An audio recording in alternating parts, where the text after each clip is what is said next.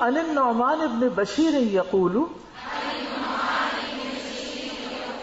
سمعت رسول اللہ صلی اللہ علیہ وسلم یقول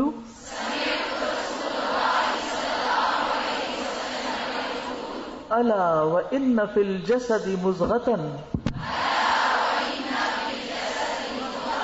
اذا صلحت صلح الجسد كله وَإِذَا فَسَدَتْ فَسَدَ الْجَسَدُ كُلُّهُ أَلَا وَهِيَ الْقَلْبُ. کتاب الایمان. نعمان بن بشیر رضی اللہ عنہ روایت کرتے ہیں میں نے رسول اللہ صلی اللہ علیہ وسلم کو فرماتے ہوئے سنا خبردار بے شک جسم میں ایک گوشت کا ٹکڑا ہے، جب وہ درست ہو جاتا ہے تو سارا جسم درست ہو جاتا ہے، اور جب وہ خراب ہوتا ہے تو سارا جسم خراب ہو جاتا ہے، جان لو وہ ٹکڑا دل ہے. تو الا وان فی الجسد، جسد سے مراد سر سے لے کر پاؤں کے ناخن تک، بال، کھال، سکن، ہمارے سارے آرگنز، ہڈیاں، مسل، سب کچھ اس میں شامل ہو جاتا ہے. اور مضغہ ویسے کہتے ہیں بوٹی کو، گوشت کا لوتھڑا، گوشت کا ٹکڑا. تو دل جو ہے اس میں ہڈی کوئی نہیں، تو اس لیے اس کو مضغہ سے تعبیر کیا گیا ہے. اور یہ ہے کہ عموماً یہ کہا جاتا ہے کہ ہر جاندار کا جو دل ہے اس کی مٹھی کے برابر ہوتا ہے، یعنی جتنی آپ کی مٹھی ہے اتنا ہی آپ کا دل ہوگا. اسی طرح چھوٹا بچہ ہے تو اس کا دل اس کی مٹھی کے برابر ہوتا ہے. اسی طرح ہاتھی کا دل اس کے تلوے کے مقدار کے برابر ہوتا ہے، اور اونٹ کا دل اس کے تلوے کے مقدار کے برابر ہوتا ہے. اور تمام جانداروں کے دل کی پیمائش کو اسی طرح ہی ناپنے کا پیمانہ مقرر کیا گیا ہے. تو یہاں مراد کیا ہے کہ ہمارے جسم میں گوشت کا ایک ٹکڑا ہے، اور ٹکڑے بھی ہیں جیسے پینکریا ہے، لیور ہے، لیکن ان کی ساخت اور طرح ہے، یعنی اس کو پیورلی گوشت نہیں کہہ سکتے آپ. لیکن ہارٹ جو ہے یہ گوشت کا ٹکڑا ہے، اور دیکھنے میں ایک چھوٹا سا ٹکڑا ہے، یہ چھوٹی سی چیز، مٹھی کی کیا حیثیت ہے پورے جسم کے مقابلے میں، لیکن سارے جسم کو رول کرتا ہے. ساری صحت کا دار و مدار اس کی صحت پر ہے. اگر دل ٹھیک ہو، دل صحت مند ہو، بیماریوں سے پاک ہو، تو سارا جسم بیماریوں سے پاک ہوتا ہے، جسمانی طور پر بھی اور روحانی طور پر بھی.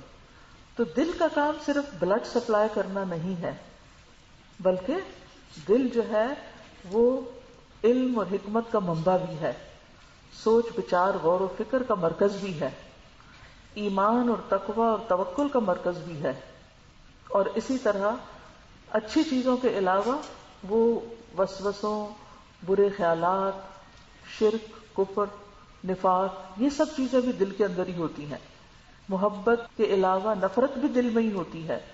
تو اگر کسی کا دل درست ہے، یعنی مانوی اعتبار سے اس کا ایمان درست ہے، تو پھر اسی پر اس انسان کے باقی اعمال اور اخلاق کی درستگی کا انحصار ہے. یاد رکھیے ایمان کا مرکز دل ہے، اور ایمان اسی وقت درست ہوگا جب دل درست ہوگا. انس بن مالک سے روایت ہے کہ رسول اللہ صلی اللہ علیہ وسلم نے فرمایا کسی بندے کا ایمان درست نہیں ہوتا یہاں تک کہ اس کا دل درست ہو، اور اس کا دل درست نہیں ہوتا یہاں تک کہ اس کی زبان درست ہو جائے. یعنی کسی انسان کے دل کا پتہ کہاں سے چلتا ہے؟ اس کی زبان سے چلتا ہے کہ وہ بولتا کیا ہے، وہ کہتا کیا ہے، وہ زبان سے کس طرح کا معاملہ دوسرے کے ساتھ کرتا ہے. تو جو کسی کو گالی گلوچ کرے، یا کوئی کسی کو لام تان کرے، یا غیبت کرے، یا کسی کو تانا دے، یا کسی کو ایسی باتیں کرے کہ جس سے دوسرے کو اذیت پہنچے، تو اس کا صاف مطلب اس کا دل ٹھیک نہیں، اس کے دل کے اندر خرابی ہے. کیونکہ اگر اس کے دل کے اندر کسی کے لیے خیر خواہی ہوتی تو وہ اس طرح کی بات نہ کرتا. پھر اسی طرح دل میں ایمان جب ہوتا ہے اور اگر اس کی نگہداشت نہ کی جائے تو کیا ہوتا ہے؟ وہ پرانا ہو جاتا ہے.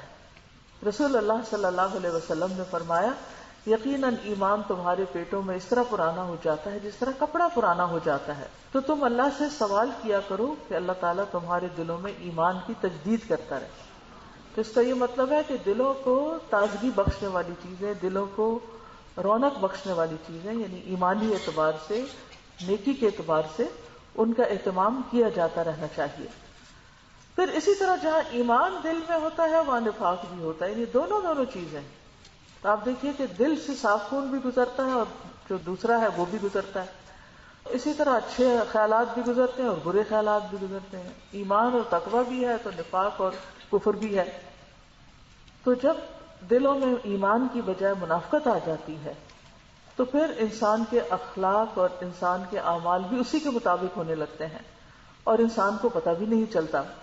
اکثر جب نفاق کی بات کی جاتی ہے نا تو ہم میں سے بہت سے لوگ اپنے آپ کو اس سے بری قرار دے دیتے ہیں کہ ہمارے اندر شکر ہے منافقت نہیں، فلاں منافق، فلاں کے اندر منافقت ہے. لیکن صحابہ کرام اس سے بالکل مختلف تھے. صحابہ کرام دوسروں کی بجائے اپنے بارے میں سوچتے کہ میرے اندر تو نہیں. حضرت عمر رضی اللہ تعالیٰ عنہ جن کی خوبیوں کا شمار نہیں، جن کی نیکیوں کا شمار نہیں، وہ اپنے نفاق کے بارے میں خوف زدہ تھے کہ کہیں میرے اندر تو منافقت نہیں. تو ایک صحابی تھے حضرت حذیفہ جن کو نبی صلی اللہ علیہ وسلم نے مدینہ میں رہنے والے منافقین کے نام بتا دیے تھے. تو ایک دفعہ حضرت عمر ان کے پاس گئے اور کہنے لگے میں تمہیں اللہ کی قسم دے کے پوچھتا ہوں، مجھے بتاؤ اس لسٹ میں میرا نام تو نہیں، کہیں میں تو نہیں منافق. ابو بکر رضی اللہ عنہ جن کے امت پر بے شمار احسانات ہیں، نبی صلی اللہ علیہ وسلم ان کے بارے میں فرماتے ہیں کہ میں نے ہر ایک کے احسان کا بدلہ دے دیا، ابو بکر کے احسان کا نہیں دے سکتا. لیکن وہ بھی اپنے بارے میں نفاق سے ڈرتے ہیں. وہ جا رہے ہوتے ہیں کہ ایک صحابی ہیں حنظلہ رضی اللہ عنہ، وہ ان سے کہتے ہیں کہ نافق حنظلہ، حنظلہ تو منافق ہو گیا.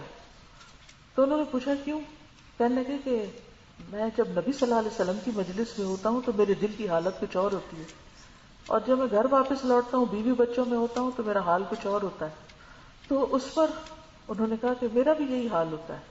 تو پھر وہ نبی صلی اللہ علیہ وسلم کے پاس گئے. تو انہوں نے کہا کہ اگر ہر جگہ تمہارا یہی حال ہو تو فرشتے گلیوں میں تم سے سلام کریں. تو بڑے بڑے صحابہ کرام. اسی طرح حضرت ابو درداء ہیں. جبیر بن نفیر کہتے ہیں کہ میں ہمس میں، شام کا ایک شہر ہے، ہمس میں ابو درداء کے پاس ان کے گھر میں گیا. آپ کو معلوم ہے نا کہ نبی صلی اللہ علیہ وسلم کی وفات کے بعد صحابہ کرام دین کی تبلیغ کے لیے دنیا کے مختلف علاقوں میں پھیل گئے تھے. تو ابو درداء جو تھے وہ شام کے علاقے میں چلے گئے تھے. اسی طرح بلال رضی اللہ عنہ، ان کی قبریں بھی وہی ہیں. وہ اپنی مسجد میں کھڑے نماز پڑھ رہے تھے ابو درداء. جب وہ تشہد میں بیٹھے تو نفاق سے اللہ عز و جل کی پناہ مانگنے لگے.